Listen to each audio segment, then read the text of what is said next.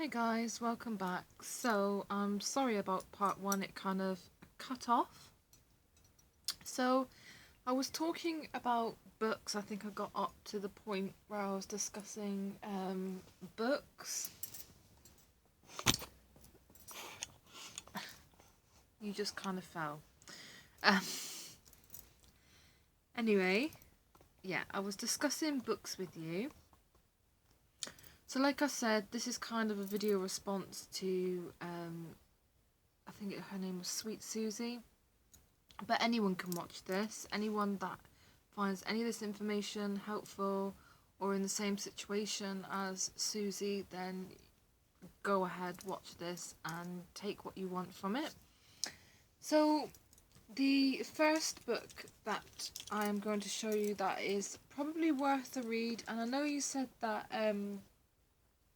Silver Raven Wolf was, I don't know, you felt like it was aimed at teenagers, but I think her work is really good for people in your situation that are just starting out, beginning, trying to find their feet and get a feel of everything and understanding. Because she just writes in a very, I don't know, for me, just an easy to read way.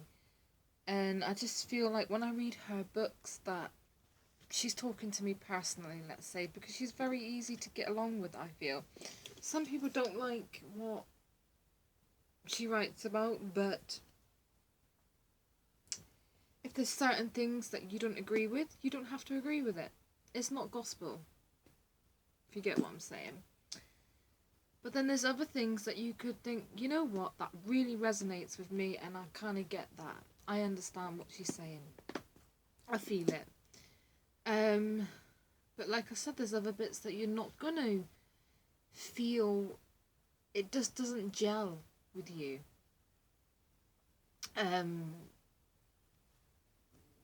That's fine. Just take it as it comes, and like I said, just read, you know, the bits. Well, not read. Obviously, you're gonna read the whole book, but just take what you want from it and what feels good for you. And this is, I'm gonna emphasize this, and I cannot stress this enough, is that it's all about what feels good for you, what feels right for you.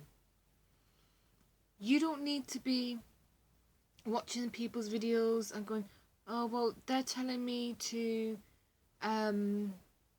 do this and this and this, and I need this tool and this altar, and I need to clean it this way and say this spell this way, and I need to associate with these people because they know what they're talking about, or oh, I can't talk to that person because this, or you shouldn't buy this, or you shouldn't mess with this, or you should use this color candle for this.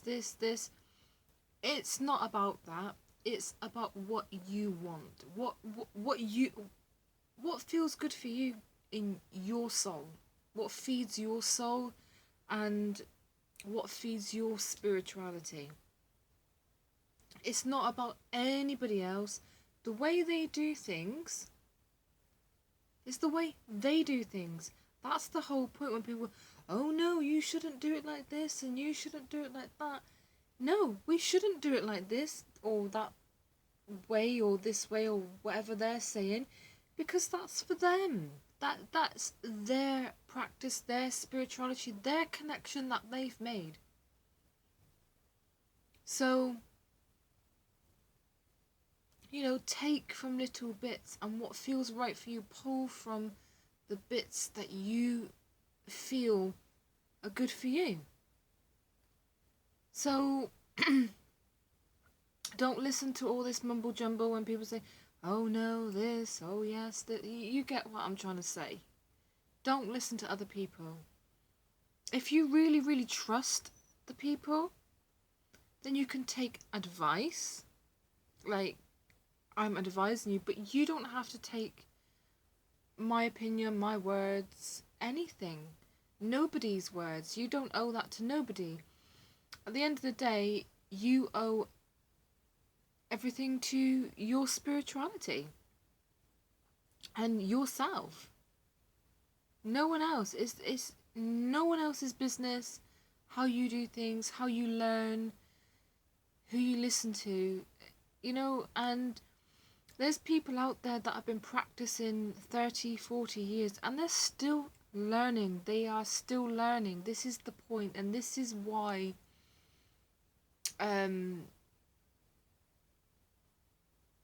I say about the year and the day thing. When people say, oh, it's a year and a day, and they automatically think, oh yeah, I've done my year and a day and I know everything now. No, this is the point.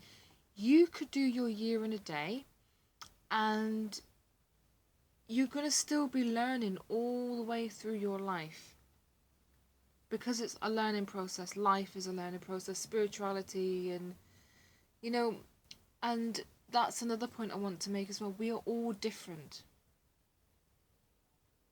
We're all the same, but all different, if that makes any sense. We're all humans, so we're all equal, we're all the same in that way, where we all deserve respect, etc., etc. But we're all different in our mind. Like, I don't know, how can I explain it? Like, somebody could love the colour purple, other people could absolutely hate the colour purple. There's some people that don't mind. I'm just using a random excuse, but you get what I'm trying to say. Some people like to read books and they have that cozy feeling of snuggled up in bed with a book and a nice warm drink. Other people are like, you know what, books don't interest me, I'd rather watch a film or blah blah blah.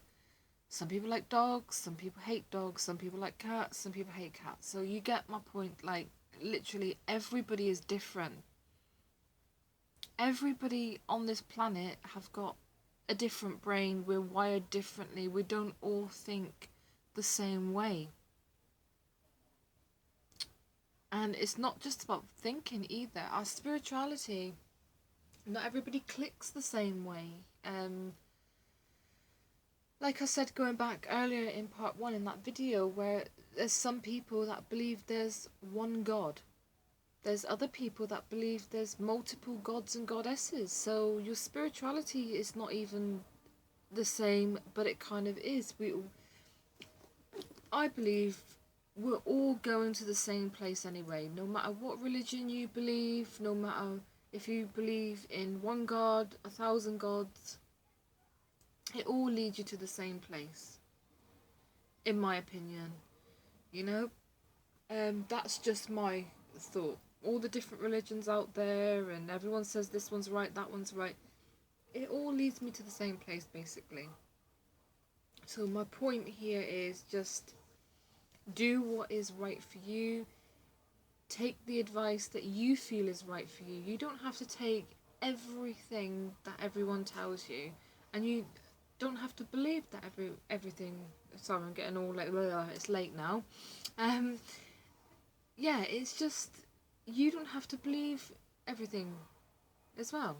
So, moral of the story, you do what's right for you. If someone tells you, oh, you need an altar and you need to put this on the altar and it has to go there and here and there, you know what? If you want a small nightstand with just a candle on it and some incense, what's to say that can't be your altar?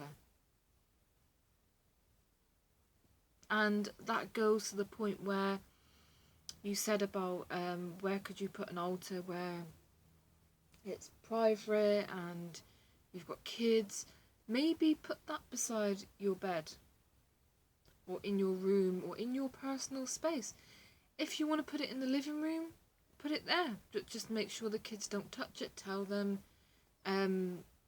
with the utmost respect, look, this is Mum's sacred space and please don't go there, please don't mess around with things. Try that approach. If that doesn't work, move it somewhere else that you feel is right for you. You could have it on the ceiling, who cares?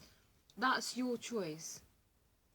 Some people will disagree. Some people say, oh yes, you need this and you need a tablecloth on there and you need to put it here and there. No, it's where you feel you need to put that altar, where your heart and soul resonates. Even if you want an altar. Some people don't even have altars. I mean, for me personally, I think we're walking altars. We've got earth, air, fire and water all in us. We've got that flame that lights us, and we can be our own altars if that's what you wanted to. So yeah, you get where I'm trying to go. It's not everyone is gonna have the same opinion, but it's all about you. What makes you feel comfortable? What you want. Don't listen to anyone else. If they say, "Oh no, you're wrong," and this, they take advantage because they know you're learning, and they feel that they can push their opinion and beliefs onto you. Oh, she's learning and she's going to take everything I say as gospel and this and this. No. Listen to people, you can listen to their advice, but don't take everything as gospel. You are your own person. This is between you and your spirituality. So that's what I think on that. So in the next video, I'm going to show you this book that I was leading up to. It's Silver Raven Wolf. Actually, I'll show you it here, if I can get it in the frame.